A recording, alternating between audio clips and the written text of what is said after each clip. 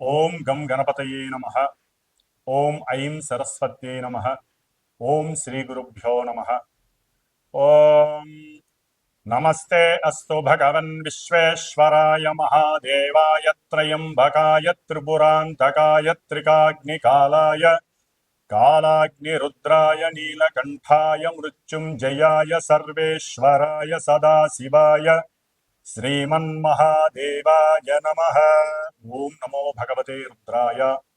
ఓం సర్వమంగళమాంగళ్యే శివే సర్వార్థసాధికే శరణ్యే త్రయంబికే గౌరీ నారాయణి నమోస్తుతే. శ్రీ మహాపార్వతీ నమః. హరి ఓం. మనము ప్రస్తుతము ఈ యొక్క భూమండలంలో సూర్యుని చుట్టూ పరిభ్రమిస్తున్నటువంటి సప్తగ్రహాలలో మన యొక్క భూమండలం దాని చుట్టూ తిరుగుతున్నటువంటి చంద్రుడు, ఈ యొక్క గ్రహాల యొక్క వీక్షణలు, పరివర్తనలు, ఆ యొక్క గమనాల వలన మన భూమిపైన నివసిస్తున్నటువంటి మానవులకు కానీ జీవకోటికి కానీ ఆ గ్రహాల యొక్క కాంతిపుంజములు ఎన్నో వైవిధ్యమైనటువంటి పరిస్థితులను, ప్రతిబంధకాలను, ప్రకృతి వైపరీత్యాలను కలుగజేస్తూ ఉంటాయి.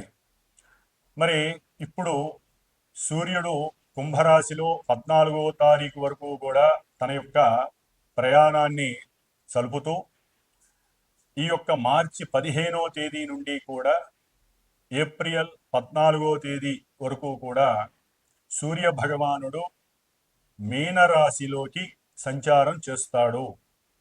అంటే మన యొక్క ద్వాదశ రాశుల్లోనూ మేషరాశి నుండి కూడా 12వ రాశి అయినటువంటి ఈ యొక్క మీనరాశిలో రవి మహానుభావుడు తన యొక్క మిత్రుడైనటువంటి బృహస్పతి యొక్క సొంత రాశిలో ప్రయాణం చేస్తూ ఉంటాడు. ఇది చాలా సూర్య భగవానుడు అక్కడ ఉండటం అనేటటువంటిది కొంత మోక్షదాయకమైనటువంటి విషయాలలో ఆ శ్రీ మహావిష్ణుమూర్తిని ఎవరైతే ఆరాధిస్తారో ఈ నెల రోజులు కూడా వారికి సూర్య భగవానుడి యొక్క అనుగ్రహం సంపూర్తిగా కలుగుతుంది. అట్లాగే మనకి కొన్ని గ్రహాలు, గురుడు కానివ్వండి, మొన్నటి వరకు వక్రగతిలో ఉన్నారు, శుభగ్రహం. అట్లాగే కుజుడు మొన్నటి వరకు వక్రగతిలో సంచరిస్తూ మిథున రాశిలో ఉన్నారు. అట్లాగే శుక్రుడు ఈ మార్చి 2వ తేదీ నుండి కూడా వక్రగతిని మీనరాశిలో సంచారాన్ని సలుపుతూ ప్రారంభం చేశాడు. మరి బుధుడు మనకి 15వ తేదీ నుండి 7వ తేదీ వరకు కూడా మీనరాశిలో తన యొక్క వక్రగతిలో సంచారాన్ని జరుపుతున్నారు. రాహుకేతువులు ఎప్పుడూ కూడా వక్రగతిలోనే సంచారం చేస్తూ ఉంటారు. మరి రవికి చంద్రుడికి ఎక్కడా కూడా వక్రగతి ఉండదు.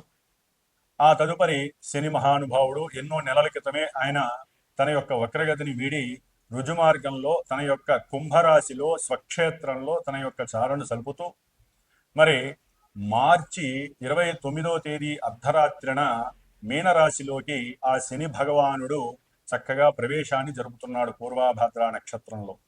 కాబట్టి ఈ యొక్క మార్చి 30వ తేదీ మన యొక్క మీనరాశిలో ద్వాదశ రాశుల్లో 12వ రాశి అయినటువంటి జలరాశి అయినటువంటి ఆ మీనరాశిలో రవిగ్రహ సంచారము, అట్లాగే చంద్రుడి యొక్క సంచారము రేవతి నక్షత్రంలోను, ఆ తదుపరి బుధుడు వక్రగతిలోను, శుక్రుడు వక్రగతిలో మీనరాశిలో సంచరిస్తూ శని భగవానుడు మరియు రాహు ఈ 2 పాపగ్రహాలు కూడా ఆ జలరాశిలో ఈ 4 గ్రహాలతో మొత్తము 6 గ్రహాలు కూడా షష్టగ్రహాలు ఈ యొక్క మీనరాశిలో తమ యొక్క సంచారాన్ని జరుపుతూ ఉన్నాయి.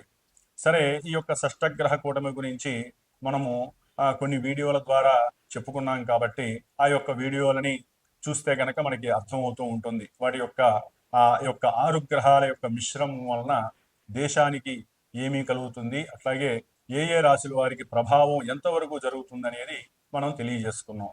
అయితే వక్రించిన ఈ యొక్క బుధ శుక్రులు శుభగ్రహాలు.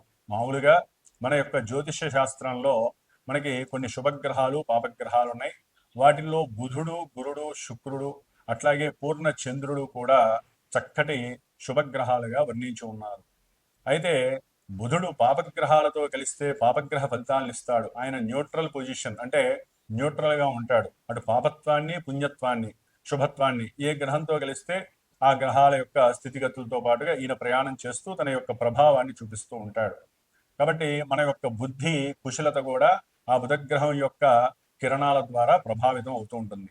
మరి 15వ తేదీ నుండి, మార్చి 15 నుండి ఆయన మీనరాశిలో వక్రగతిలో ప్రయాణం చేస్తూ 7వ తారీఖు, ఏప్రిల్ 7వ తేదీ వరకు కూడా తన యొక్క వక్రగతిని జరుపుతూ ఉంటాడు. ఆ మధ్య కాలంలో మరి కొంతమంది వ్యాపారస్తులకి, చదువుకునే విద్యార్థులకి, అట్లాగే కుటుంబీకుల్లో ఎవరైతే సహాయ సహకారాలు అందజేస్తారో వారికి మధ్య కొన్ని ఇబ్బందికరమైనటువంటి, వైపరీత్యకరమైనటువంటి సంఘటనలు కొన్ని జరుగుతాయి.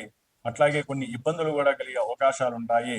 కాబట్టి మన యొక్క బుద్ధిని మనం ప్రకాశవంతంగా చేసుకోవడానికి ఆ యొక్క మార్చి 15వ తేదీ నుండి ఏప్రిల్ 7వ తేదీ వరకు కూడా విష్ణు సహస్రనామ స్తోత్ర పారాయణ రోజుకి ఒకసారి చేసినట్లయితే ఏ నక్షత్రం వారికైనా సరే, ఏ రాశి వారికైనా సరే కాస్త బుద్ధి వికాసం కలిగి, బుద్ధి మాంద్యము, అట్లాగే బుద్ధి వలన కలిగేటటువంటి కొన్ని ఇబ్బందికరమైనటువంటి అవాక్కులు, చివాక్కులు, అట్లాగే పోటీతత్వాలు తగ్గి ప్రశాంత చిత్తతతో ఆ బుధగ్రహం మనల్ని కాపాడుతుంది. అట్లాగే వక్రీగతం శుక్రుడు.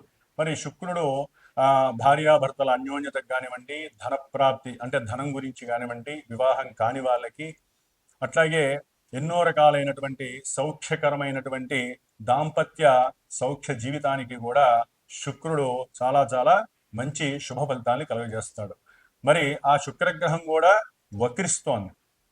ఆయన వక్రించినప్పుడు కొంచెం ఈ శుభాలలో, అంటే వక్రించినటువంటి శుభగ్రహం అదిగాక ఉచ్చస్థితిలో ఉండి ఆయన ఇప్పటి వరకు శుభాలను ఇస్తున్నప్పటికీ కూడా ఆయన కూడా వక్రించి ఆ మీనరాశిలో కొంత ఇబ్బందికరమైనటువంటి పరిస్థితుల్ని కలుగజేస్తాడు. కాబట్టి ఈ యొక్క వక్రించిన గ్రహాలకి, బుధ శుక్రుడికి సంబంధితమైనటువంటి లక్ష్మీనారాయణ స్వరూపమైనటువంటి ఆ విష్ణు సహస్రనామం, లక్ష్మీ అష్టోత్తరం, ఈ రెండింటిని కూడా ఈ నెల రోజులు ఏప్రిల్ 10వ తేదీ వరకు కూడా ఎవరైనా సరే, ఏ నక్షత్రం వారైనా, ఏ రాశి వారైనా సరే వెంకటేశ్వర స్వామి దర్శనం కానివ్వండి, లేకపోతే విష్ణుమూర్తి అర్చన, రామార్చన, లేకపోతే వారికి సంబంధించినటువంటి స్తోత్ర పారాయణలు ఎవరైతే చదువుకుంటారో వారికి బుద్ధి వికాసత్వం కలుగుతుంది, అఖండమైనటువంటి ధన లక్ష్మీ సంప్రాప్తి కలుగుతుంది, కుటుంబంలో సౌఖ్యకరమైనటువంటి పరిస్థితులు చక్కగా కలుగజేస్తారు ఆ బుధ శుక్రుడు. ఎందుకంటే రవితో కలిసి ఉన్నప్పుడు కొంచెం అస్తంగత్వ దోషం, అంటే వీరు ఆల్రెడీ బలాన్ని కోల్పోయారు వక్రగతిలో ఉండి, రవితో కలిసి ఇంకొంచెం తమ యొక్క బలాలను కోల్పోయి కమ్యూనికేషన్ వైజ్ కూడా కొన్ని ఇబ్బందులు కలిగే అవకాశాలు ఉంటాయి. కాబట్టి ఆ రవికి, ఆ బుధుడికి, ఇరువురికి కూడా విష్ణుమూర్తే ఆరాధ్య దేవుడు ఆ గ్రహాలకి. కాబట్టి అట్లాగే శుక్రుడికి లక్ష్మీమాత అనుగ్రహం కలుగుతుంది. కాబట్టి ఈ లక్ష్మీనారాయణల సేవ చేసుకోవటం, ఆ దేవాలయాలు దర్శనం చేసుకోవటం, వెంకటేశ్వర స్వామి, విష్ణుమూర్తి రామాలయంలో సేవలు చేయటం, లేకపోతే దద్దోజన నైవేద్యాలు పెట్టడం, లేకపోతే గోధుమ రూకతో ప్రసాదాలు చేసి 10 మందికి పంచటం, ఇలాంటివి ఏ రాశి వారు, ఏ నక్షత్రం వారు చేసినా ఈ నెల రోజులు వారికి కలిగేటటువంటి కొన్ని ఇబ్బందికరమైనటువంటి పరిస్థితులను బట్టి వారు తప్పించుకునే మార్గము ఇది ఒక్కటే అని మాత్రం చెప్పుకోవచ్చు. ఎందుకంటే మార్చి 30 నుండి కూడా మరి మళ్ళీ ఏప్రిల్ 14 వరకు కూడా ఈ సప్తగ్రహ కూటమి చాలా చాలా, అంటే రవి, శని, రాహువులతో బుధ శుక్రుడు, ఈ 5 గ్రహ కూటములు కూడా కొంత రాసుల వారికి, కొన్ని రాసుల వారికి ఇబ్బందికరమైనటువంటి పరిస్థితులను కలుగజేస్తాయి. కాబట్టి శని రాహువుల యొక్క మిశ్రమం అంత మంచిది కాదు. కాబట్టి దేశ ప్రకారం కూడా దేశాలలో కూడా ఎన్నో వైవిధ్యకరమైనటువంటి, విపరీతమైనటువంటి సంఘటనలు కలిగే అవకాశాలు ఉంటాయి. ఎన్నో జల ప్రమాదాలు కలిగేటటువంటి పరిస్థితులు, అట్లాగే ముడి చమురు, ఈ యొక్క పెట్రోలియం శాఖకు సంబంధించినటువంటి విషయాలు కానివ్వండి, గనులు, బొగ్గురాళ్ళు, అట్లాగే సిమెంటు వ్యాపారాలకు సంబంధించిన వాళ్ళు, వస్త్ర వ్యాపారాలకు సంబంధించిన వాళ్ళు, అట్లాగే కలప, నార, అట్లాగే ఒత్తులు, పత్తి, ఇటువంటి పంట పొలాలకు సంబంధించినటువంటి వ్యవసాయదారులు కానివ్వండి, కొంతవరకు తగు జాగ్రత్తలు తీసుకుంటూ సరైనటువంటి మందులు మోసపోకుండా ఆ కెమికల్స్కి సంబంధించిన ఔషధాలు వేస్తూ తమ యొక్క భూముల్ని కాపాడుకుంటూ ఉండటం చాలా విశేషప్రదం. కాబట్టి ప్రతి రాశి వారు కూడా ఈ యొక్క ఈ లక్ష్మీనారాయణ యొక్క అనుగ్రహం పొందటానికే ప్రయత్నం చేయండి. మరి ఈ యొక్క మీన సంక్రమణంలో రవి మహానుభావుడు, అట్లాగే కుజుడు, శుక్రుడు, బుధుడు, ఈ 4 గ్రహాలు కూడా కలుగు చేసేటటువంటి పరిస్థితులు ఏ విధంగా ఉంటాయి, మేషరాశి నుంచి మీనరాశి వారి వరకు మరి ఈ రాశి యొక్క ప్రభావాలు ఏ విధంగా మనల్ని అనుగ్రహిస్తాయి అనేటటువంటి విషయాన్ని మనం ఇప్పుడు తెలియజేసుకుందాం. మీనరాశి అసలు ఈ నెలలో మనం మార్చి 15వ తేదీ నుండి ఏప్రిల్ 14వ తేదీ వరకు కూడా మీనరాశిలో సంక్రమణం జరిగినటువంటి రవి యొక్క విశేషమైనటువంటి ఫలితాలు, అట్లాగే ఆ రవిని అనుసరించి ద్వాదశ రాశుల్లో సంచారం చేస్తున్నటువంటి గ్రహాల యొక్క స్థితిగతులు, మరి ఏ ఏ రాశుల వారికి ఏ విధంగా ఉన్నాయో తెలుసుకుంటూ చిట్ట చివరగా మీనరాశి దగ్గరికి వచ్చేసరికి మరి దేశ ప్రకారం కాల ప్రమాణం ప్రకారం ఇప్పుడు కాలంలో ప్రకృతి వైపరీత్యాలు జరగాలన్నా, ప్రకృతిలో అసమతుల్యతలు కలగాలన్నా ఈ మార్చి 30వ తేదీ అనేటటువంటిది చాలా విశేషమైనటువంటి కాలగమనం అని చెప్పుకోవాలి. ఎందుకంటే ఆల్రెడీ మనందరికీ తెలుసు ఈ యొక్క మీనరాశిలో 6 గ్రహాల యొక్క సంచారం షష్టగ్రహ కూటమిగా తమ యొక్క కిరణాలను వెదజల్లుతూ అటు పాజిటివ్ ఇటు నెగిటివ్ రేస్ ద్వారా కొంతమంది రాశులకి శుభప్రదమైనటువంటి ఫలితాలు, కొంతమంది రాశుల వారికి ఇబ్బందికరమైనటువంటి ఫలితాలని ఈ గ్రహాలు చక్కగా ఇస్తూ ఉన్నాయి.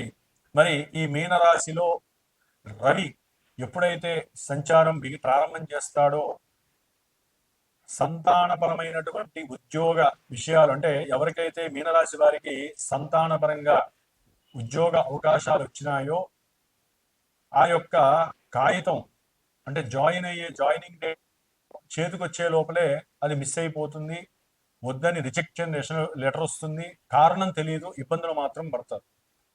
అంటే మీనరాశిలో రవిగ్రహ ప్రభావం అకాల భోజనాన్ని తెలియజేస్తుంది, సంతానపరమైనటువంటి సమస్యలని, విరోధాలని, బంధువులతో మనం ఎంత ప్రీతిగా మాట్లాడదామని అనుకుంటామో వారితో అంత విభేదాలని సృష్టించేటటువంటి పరిస్థితి.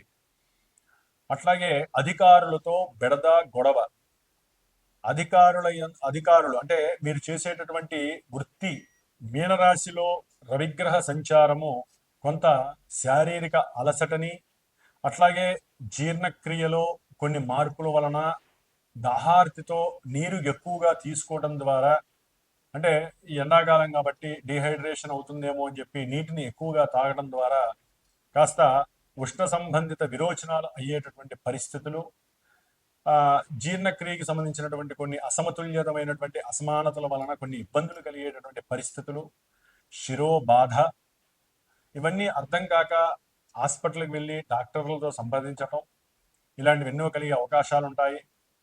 అట్లాగే మీనరాశి వారికి మార్చి 30వ తేదీ నుంచి ఏలినాటి శని ప్రభావం అఖండంగా నడుస్తోంది. ఇప్పటి వరకు 12లో ఉన్నటువంటి శని భగవానుడు కొన్నిటి పరంగా ఇబ్బందులు సృష్టిస్తే ఇప్పుడు ఆరోగ్యపరంగా ఇబ్బందులు ఇంకా ఎక్కువగా సృష్టించే పరిస్థితి.